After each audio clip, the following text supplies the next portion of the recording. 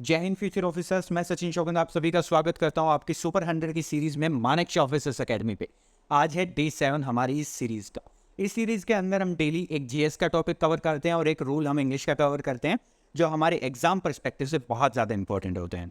और आज हम जिस टॉपिक के बारे में जीएस में बात करने वाले हैं वो टॉपिक हमारे प्रेजेंट से रिलेटेड है और हमारे फ्यूचर से रिलेटेड है। जितना ज़्यादा हमारा इस फील्ड के अंदर ग्रोथ होगी, इस टॉपिक पे ग्रोथ होगी, उतना ज़्यादा हम फ्यूचर के अंदर ग्रो करेंगे। लेकिन उसके बारे में डिस्कस करने से पहले हम डिस्कस कर लेते हैं हमारे एनडीए और सीडीएस के अपकमिंग बैचेस के बारे में कि अगर आप एनडीए और सीडीएस के लिए प्रिपेयर कर रहे हो ऑनलाइन या ऑफलाइन, दोनों केसेस के अंदर आप मानेकशॉ ऑफिसर्स एकेडमी को ज्वाइन कर सकते हो। यहाँ पे आपको हर सब्जेक्ट के लिए एक सब्जेक्ट एक्सपर्ट मिलेगा जो आपके सब्जेक्ट के डाउट्स, आपके सब्जेक्ट के कंसेप्ट, सब चीज़ों को क्लियर करवाएगा from the 0 point two the maximum expert point. अब ये सब होगा, इसके अलावा टेस्ट सीरीज होगी, रिवीजन होगा और फ्री एसएसबी के लिए आपकी प्रिपरेशन करवाई जाएगी हमारे ऑनलाइन और ऑफलाइन दोनों प्लेटफॉर्म्स पे। तो अगर आप ज्वाइन करना चाहते हो तो स्क्रीन पे दिए हुए नंबर पे आप कांटेक्ट कर सकते हैं। अब बात कर लेते हैं आज के हमारे टॉपिक की जो है इलेक्ट्रिसिटी। अब इलेक्ट्रिसिटी के बारे में अगर हम बात करें तो क्या मतलब इलेक्ट्रिक करंट। अब इलेक्ट्रिक करंट क्या होता है? करंट होता है द फ्लो ऑफ चार्ज। जब आपकी चार्ज जो होता है, इलेक्ट्रिक चार्ज, वो फ्लो करता है तो उसी चीज़ को कहा जाता है कि आपका इलेक्ट्रिक करंट फ्लो कर रहा है। Electric current is carried by electrons, moving electrons. जब एक कंडक्टर के अंदर से घूमते हैं तो आपका इलेक्ट्रिक चार्ज को कैरी करते हैं और इलेक्ट्रिक चार्ज की जो मूवमेंट होती है उसी को इलेक्ट्रिक करंट कहा जाता है। एक कन्वेंशन है जिसको आपको याद रखना है क्योंकि इसी कन्वेंशन पे, इसी स्टेटमेंट बेस पे आपके एग्जाम में क्वेश्चन आएगा। क्या? कि इलेक्ट्रिक करंट की जो डायरेक्शन होती है फ्लो की, वो हमेशा अपोजिट डायरेक्शन होती है to the movement of electrons. कि जिस डायरेक्शन में आपके इलेक्ट्रॉन मूव कर रहे होंगे उससे अपोजिट डायरेक्शन में आपका इलेक्ट्रिक करंट मूव करेगा। इस बात को आप याद रखेंगे। इलेक्ट्रिक करंट हमें समझ में आ गया सर। अब बात कर लेते हैं इलेक्ट्रिक करंट जहाँ से शुरू हुआ था, यानी कि चार्ज से। अब इलेक्ट्रिक करंट को हम आई से डिनोट करते हैं।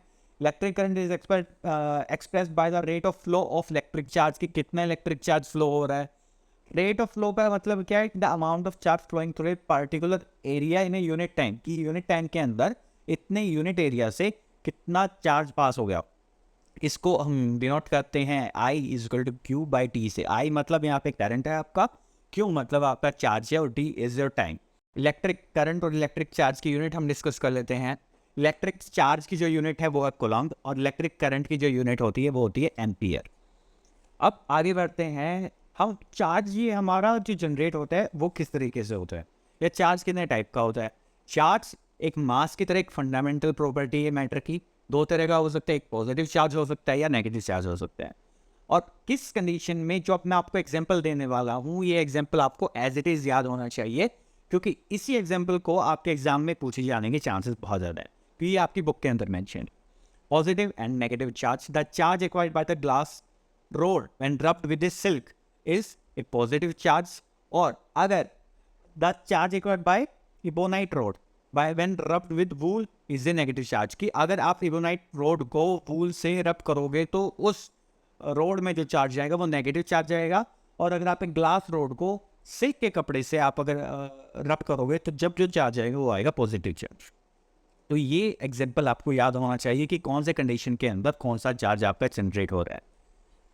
आगे बढ़ते हैं कि एक ओम्स लॉ होता है, वो हमारे एग्जाम पर्सपेक्टिव से बहुत ज़्यादा इंपॉर्टेंट होता है। ओम्स लॉ क्या कहते हैं? The potential difference between two point is directly proportional to the electric current at constant temperature. के कांस्टेंट टेम्परेचर पे जो पोटेंशियल डिफरेंस यानी कि वोल्टेज जो होती है वो डायरेक्टली प्रोपोर्शनल होती है आपकी करंट की, यानी कि V is directly proportional to I।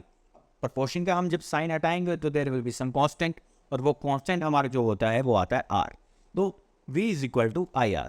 अभी ट्रायंगल देख के आप अगर पीछे से कुछ रिलेट कर पा रहे हैं तो आपको पीछे भी इस ट्रायंगल को पढ़ना मैंने आपको सिखाया था कि किस तरीके से आप इन ट्रायंगल्स के हेल्प से फॉर्मूला जनरेट करते हैं।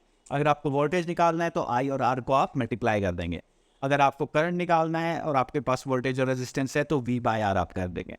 रेजिस्टेंस आपको निकालना है तो V बाय I आप कर देंगे। आई होप आपको ये कंसेप्ट क्लियर होगा। आगे बढ़ते हैं। ओम्स लॉ को समझने के बाद यहाँ पे तो रेजिस्टेंस की बात हो रही है। R हमारा रेजिस्टेंस है। अब रेजिस्टेंस होता क्या है? रेजिस्टेंस एक प्रॉपर्टी होती है आपके कंडक्टर की जो आपके इलेक्ट्रिक करंट को फ्लो करने से रोकती है। कि ये चाहता है कि आपका जो इलेक्ट्रिक करंट है वो फ्लो ना करे, उसके बीच में बाधा जनरेट करता है। कौन? रेजिस्टेंस। और उस रेजिस्टेंस की एसआई यूनिट क्या होती है? वो यूनिट होती है ओम। और यही रीज़न है कि आपने जो अभी लो पढ़ा था उसका नाम ओम्स लॉ था। अब दूसरी बात कि इसके फैक्टर्स क्या क्या हैं जिस पे रेजिस्टेंस आपका डिपेंड करता है, क्योंकि फैक्टर्स आपके एग्जाम में पूछे गए हैं पहले भी और फिर से पूछे जाने की बहुत ज़्यादा संभावना है। तो 3 फैक्टर्स मेन होते हैं। पहला, आपका नेचर ऑफ मटेरियल क्या है, कि आपका मटेरियल इंसुलेटर है या आपका मटेरियल कंडक्टर है या किस तरीके का है। अगर आपका मटेरियल गुड कंडक्टर होगा तो वहाँ पे रेजिस्टेंस कम होगी, अगर आपका मटेरियल इंसुलेटर होगा तो वहाँ पे आपकी रेजिस्टेंस बहुत ज़्यादा होगी। First point. दूसरा, आपकी रेजिस्टेंस डिपेंड करती है लेंथ पे, लेंथ कितनी है आपके कंडक्टर की, और ये डायरेक्टली प्रोपोर्शनल होता है, यानी कि जितनी ज़्यादा लेंथ होगी आपकी वायर की उतनी ज़्यादा उसमें रेजिस्टेंस आपको देखने को मिलेगी, length of conductor. And third point is your area of cross section, मतलब कि वो आपकी कितनी ज़्यादा एरिया अगर ले रही है आपकी वायर। अगर एरिया ऑफ क्रॉस सेक्शन आपका ज़्यादा होगा उस कंडीशन में आपकी रेजिस्टेंस जो है वो कम होगी। इन्वर्सली प्रोपोर्शनल है आपका resistance area of cross section से एंड डायरेक्टली प्रोपोर्शनल है लेंथ से। इस चीज़ को आप याद रखेंगे। इस बेसिस पे पहले भी क्वेश्चन पूछा गया है, अब फिर से पूछा जा सकता है। और नेचर ऑफ मटेरियल यानी कि उसकी रेजिस्टिविटी नेचुरली कितनी है। अगर हम यहाँ से एक फॉर्मूला जनरेट करने की कोशिश करें तो हमारा आर जो होता है वो इक्वल होता है आपका rho, that is resistivity, L by A. कैसे? अभी हमने पढ़ा ना, resistance is directly proportional to length and inversely proportional to area of cross section. जब आप हटाओगे वहाँ से प्रोपोर्शन को तो इक्वल करके कांस्टेंट आता है, वो कांस्टेंट हमारा यहाँ पे है रेजिस्टिविटी। इस कंसेप्ट को क्लियर करने के बाद हम बात कर लेते हैं कि पोजीशंस का क्या इम्पैक्ट पड़ता है रेजिस्टर्स के अंदर। इस पे डायग्राम बेसिस पे आपके एग्जाम में क्वेश्चन आ सकता है। इवन डायरेक्ट आपसे फॉर्मूला भी पहले पूछा गया है और फिर से पूछे जाने के पूरे चांसेस हैं। अब रेजिस्टर अगर आपका सीरीज में लगा है, सीरीज में लगने का क्या मतलब है कि जितने भी आपके रेजिस्टर्स हैं वो एंड टू एंड एक दूसरे से डायरेक्टली जुड़े हुए हैं, तो वो है आपके रेजिस्टर सीरीज के अंदर। अब जैसे आपकी डायग्राम में आप देख सकते हो कि R1 डायरेक्टली R2 से जुड़ा है, R2 डायरेक्टली R3 से जुड़ा है, R3 R4 से और R4 R5 से जुड़ा हुआ है। तो ये एक कंप्लीट सर्किट पूरा कर रहे हैं और ये डायरेक्टली एंड टू एंड जुड़े हुए हैं एक दूसरे से। अब ऐसी कंडीशन को कहते हैं कि हमारे रेजिस्टर सीरीज में है और इस टाइम पे आपकी जो टोटल रेजिस्टेंस होती है वो होती है इन सब का sum, that is R is equal to R1 plus R2 plus R3 plus R4 plus R5। इस तरीके से आप सीरीज के अंदर रेजिस्टेंस निकालते हो। अब बात कर लेते हैं सीरीज के बाद पैरेलल में अगर हमारे होंगी तब क्या होगा। अगर हमारे रेजिस्टर्स पैरेलल के अंदर जुड़े हुए हैं तो जो हमारी टोटल रेजिस्टेंस का रेसिप्रोकल होगा that will be equal to the sum of reciprocal of resistance of resistors. मतलब सर अगर हम इस डायग्राम के बेसिस पे बात करें तो हमारा 1/R is equal to 1/R1 plus 1/R2 होगा। इस चीज़ को हम ध्यान रखेंगे। इस बेसिस पे हमारे एग्जाम में क्वेश्चन पहले भी पूछे गए हैं, फिर से पूछे जाने के चांसेस है। This is the most important part of this chapter, this concept, this topic. I hope ये क्लियर होंगी चीज़ें। अब इसके क्वेश्चंस कहाँ से करेंगे हम? पिछले जितने भी चैप्टर्स से उनके क्वेश्चंस और इसके क्वेश्चन आपको हमारे टेलीग्राम चैनल पे देखने को मिलेंगे। अब आप हमारे टेलीग्राम चैनल को ज्वाइन करके इसकी PDF भी वहाँ से एक्सेस कर सकते हैं और साथ में वहाँ पे क्वेश्चन भी आप अटेम्प्ट कर सकते हैं। अब बात कर लेते हैं आज के हमारे इंग्लिश के रूल की, कि हमारा आज कौन सा खास रूल हमने पढ़ना है जो हमारे एग्जाम के अंदर पूछा जाता है। तो आज जो हम रूल पढ़ने वाले हैं वो रूल है कि कुछ प्रोनाउन जो 1 से स्टार्ट होते हैं वो आपका फॉलो किए जाते हैं बाय वंस। अब इसका क्या मतलब है, इसको हम एग्जाम्पल के थ्रू समझते हैं। हम इसमें बहुत बार गलतियां करते हैं क्योंकि ये पढ़ने में अच्छा लगता है और बहुत बार मैंने आप लोगों को बोला है कि हर बार जो चीज़ पढ़ने में अच्छी लगी ज़रूरी नहीं वो सही है। 1 must finish is homework in time. अब ये पढ़ने में बिल्कुल सही लग रहा है। अगर आपके एग्जाम में ये आता है और आपने इस रूल को नहीं पढ़ा है तो शायद आप इसमें एरर ना ढूंढ पाएँ, लेकिन देयर इज़ एन एरर कि आपका 1 हमेशा फॉलोड होगा 1 से, ना कि हिज से। जैसे आपका ही आपका हिज से फॉलो होता है। तो 1 must finish once homework in time.